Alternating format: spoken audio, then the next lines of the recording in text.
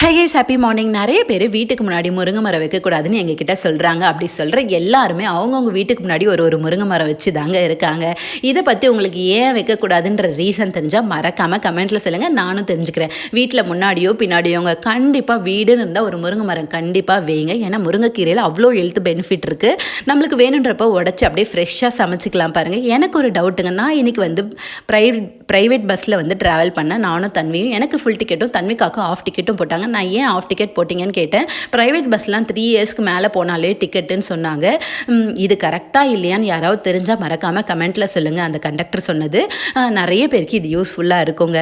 பாத் powder காலி ஆகிடுச்சிங்க. So next பாத் powder அரைக்கலான்னு சொல்லிட்டு எல்லா இன்க்ரீடியன்ஸும் வாங்கிட்டு வந்து க்ளீன் பண்ணி கீழே ஒரு துணி போட்டு அதுக்கு மேலே ஒரு துணி போட்டு தாங்க காய வச்சு அரைப்பண்ணி. எனக்கு ரொம்பவே சப்போர்ட் பண்ணுறீங்க. ரொம்ப ரொம்ப தேங்க்ஸ். உங்களுக்கு இந்த தன்வி பாத் பவுட்ரு வேணுன்னா மறக்காமல் மெசேஜ் பண்ணுங்கள். மகிழ்ச்சி. Bye guys.